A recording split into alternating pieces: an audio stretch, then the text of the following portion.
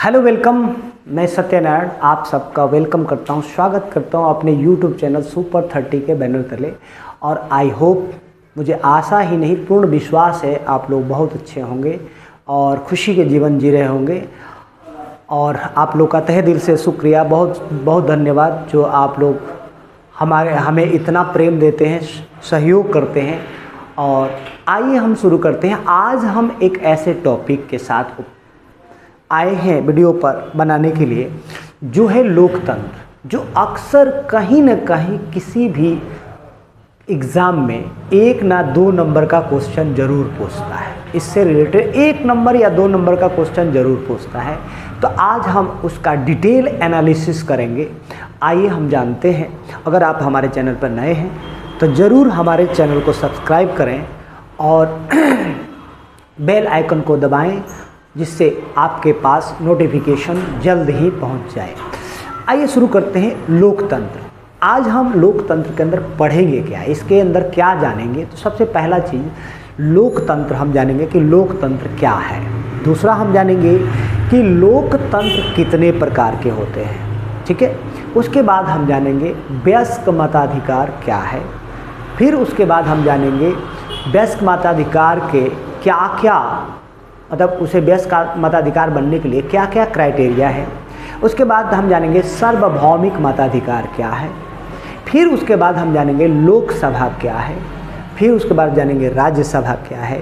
फिर उसके बाद जानेंगे कि बजट सत्र 1 साल के अंदर कितने होते हैं। उसके बाद फिर हम जानेंगे कि कानून को कैसे बनाया जाता है। आइए शुरू करते हैं वीडियो। सबसे पहले हम जानेंगे लोकतंत्र क्या है। देखिए, लोकतंत्र का अर्थ है जनता की शक्ति। लोकतंत्र का शब्द जो लिया गया है वो डेमोक्रेशिया से लिया गया है।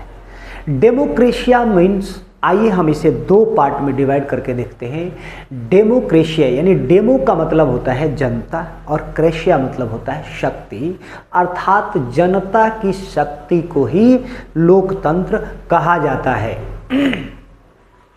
उसके बाद लेकिन लोकतंत्र का परिभाषा दे पाना बड़ा कठिन है, लेकिन उसमें से भी सबसे बेस्ट परिभाषा जो हमें लगा वो है अमेरिका के पूर्व राष्ट्रपति अब्राहम लिंकन के द्वारा ये परिभाषा दिया गया था। ये परिभाषा इस प्रकार है, जनता के द्वारा यानी जनता चुनकर भेजती है, जनता के लिए और चुने हुए जनता के लिए ही जनता का शासन ही, यानी जनता के लिए ही शासन करना, यही लोकतंत्र है। यानी अमेरिका के पूर्व राष्ट्रपति के द्वारा ये परिभाषा दिया गया था, जो बहुत ही सटीक मुझे लगा। Of the people, for the people, by the people. अब हम जानते हैं कि लोकतंत्र कितने प्रकार के होते हैं। लोकतंत्र 2 प्रकार के होते हैं। एक होता है प्रत्यक्ष लोकतंत्र। ये दुनिया के केवल एक ही जगह पाया जाता है, वो है स्विट्जरलैंड। यहाँ पर स्वयं जनता ही शासन सत्ता में भाग लेती है और संप्रभुता का उपभोग करती है। अप्रत्यक्ष लोकतंत्र वह लोकतंत्र है जिसमें जनता के द्वारा चुने गए प्रतिनिधि भाग लेते हैं और स्वयं शासन सत्ता का उपभोग करते हैं। तो ये पूरे विश्व में है। अब हम जानेंगे वयस्क मताधिकार क्या होता है।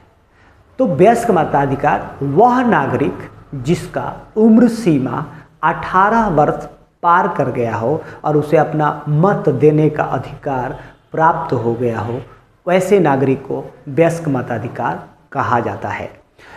अब वयस्क मताधिकार के लिए क्या क्या क्राइटेरिया है। तो सबसे पहला चीज़, वयस्क मताधिकार बनने के लिए आपकी मिनिमम आयु जो होनी चाहिए वो 18 वर्ष की होनी चाहिए। दूसरा, भारत के आप नागरिक होने चाहिए। तीसरा क्या होना चाहिए, आपकी मानसिक स्थिति सही होनी चाहिए। और उसके साथ साथ आप पर किसी भी प्रकार का न्यायिक आपराधिक मामला नहीं होना चाहिए, तब आप वयस्क नागरिक बन सकते हैं। अब हम जानेंगे कि सार्वभौमिक मताधिकार क्या होता है। देखिए, सार्वभौम इसमें छिपा हुआ है वर्ड ही। तो सार्वभौम मतलब कि वह चुनाव जिसके अंदर पुरुष और स्त्री मिलकर बढ़ चढ़कर भाग लेते हैं और किसी पार्टी के पक्ष में अपना मत देते हैं। यहाँ पे एक गुप्त मतदान भी आता है, गुप्त मतदान। तो गुप्त मतदान का मतलब होता है बिना किसी से बताए हम अपने वोट का प्रयोग, अपने मतों का प्रयोग किसी पार्टी के पक्ष में करते हैं, तो उसे गुप्त मतदान कहते हैं। और पुरुष और स्त्री मिलकर वोट देते हैं, उसको सार्वभौमिक मताधिकार कहते हैं। अब लोकतंत्र को सफल बनाने के लिए, लोकतंत्र को सफल बनाने के लिए राजनीतिक दल कार्य करते हैं। और लोकतंत्र किससे चलता है? संविधान से चलता है। तो लोकतंत्र संविधान से चलता है और संविधान किसी भी देश के लिए सर्वोपरि माना जाता है। अब हम जानेंगे लोकसभा को लोकतंत्र को चलाने के लिए भारतवर्ष में दो तरह की संसदीय प्रणाली बनाई गई है। पहला लोकसभा और दूसरा राज्यसभा। अब हम जानेंगे कि लोकसभा और राज्यसभा में अंतर क्या है। तो लोकसभा सदन का निचला सदन है, यानी लोकसभा संसद का निचला सदन है। लोकसभा का कार्यकाल 5 वर्षों का होता है और लोकसभा कभी भी भंग हो सकता है। देखिए, दो तरह की सरकार होती है, एक पूर्ण बहुमत की सरकार होती है, एक गठबंधन की सरकार होती है। तो गठबंधन की सरकार कब टूट जाए कोई भरोसा नहीं होता है।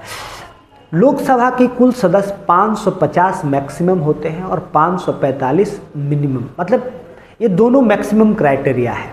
उसके बाद लोकसभा राष्ट्र के लिए शासन करता है और लोकसभा के सदस्य की जो उम्र होनी चाहिए वो 25 वर्ष होनी चाहिए।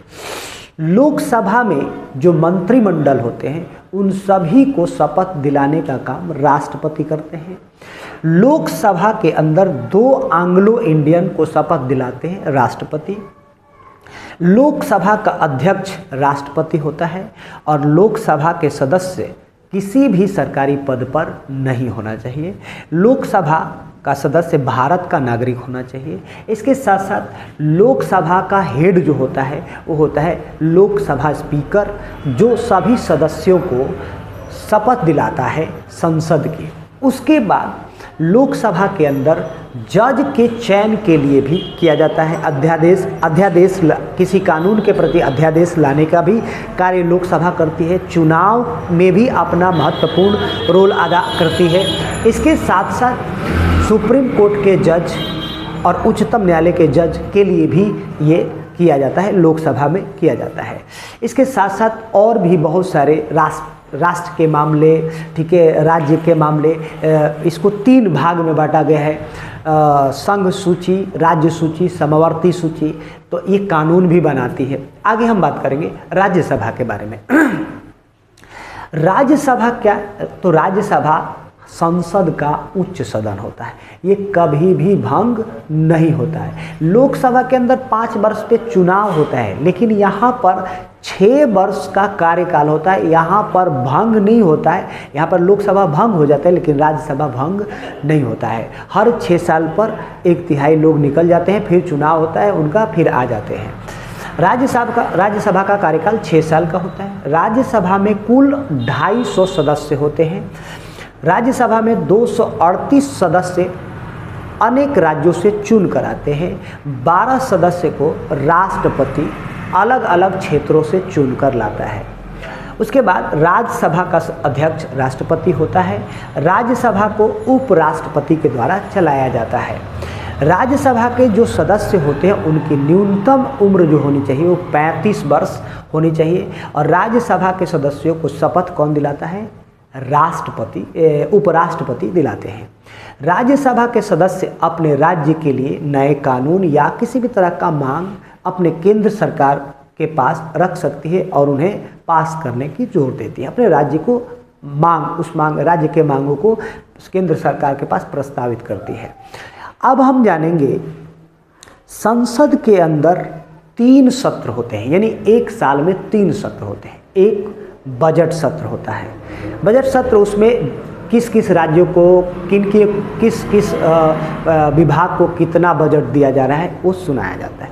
दूसरा होता है मानसून सत्र और तीसरा होता है शीतकालीन सत्र। इसको BMW के नाम से जाना जाता है। तो इसमें इन तीनों सत्र में बिल लाया जाता है, कानून बनाया जाता है, बजट के संशोधन, संविधान संशोधन के कई तरह के कानून इसमें पास कराए जाते हैं। तो ये होते हैं बजट सत्र। इसे याद रखना है, BMW बजट सत्र, मानसून सत्र, तीसरा शीतकालीन सत्र। अब हम जानेंगे कानून कैसे बनाया जाता है।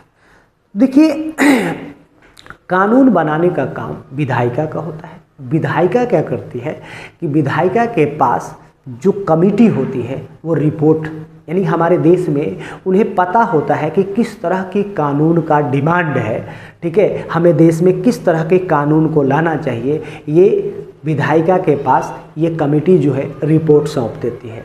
रिपोर्ट सौंपने के बाद अब उस जिस विभाग के लिए कानून बनाया जा रहा है उस विभाग के मंत्री को दिया जाता है, और इस कानून को बनाने के लिए उस मंत्री के पास संख्या बल होना चाहिए। संख्या बल के आधार पर पास कराया जा सकता है। तो ये लोकसभा, राज्यसभा और फिर राष्ट्रपति के पास जाता है, यानी 3 रास्तों से होकर गुजरता है और तीसरे रास्ते पर जाकर वो कानून बन जाता है। तो जो बिल दिया जाता है उसका नाम होता है विधेयक।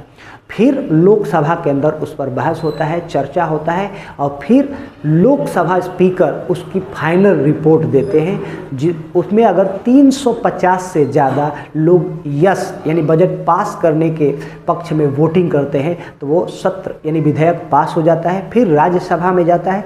राज्यसभा में 250 यानी 125 प्लस लोग यस कर देते हैं, पास हो जाता है वहाँ भी। फिर राष्ट्रपति के पास जाता है और वहाँ पर राष्ट्रपति हस्ताक्षर कर देते हैं। फिर वो विधेयक कानून का रूप ले लेता है। लेकिन अगर लोकसभा में विधेयक पास हो जाता है, फिर राज्यसभा में जाता है, और राज्यसभा में अगर पास नहीं होता है तो वहाँ पर स्क्रूटनी के लिए यानी JPC कमेटी को भेज दे देता है। फिर उसके बाद JPC कमेटी उसको संशोधित करके फिर राष्ट्रपति के पास जाता है और उस पर राष्ट्रपति साइन कर देते हैं और फिर वो कानून का रूप ले लेता है। तो ये थी हमारी पूरी लोकतंत्र की जानकारी। और वीडियो कैसा लगा?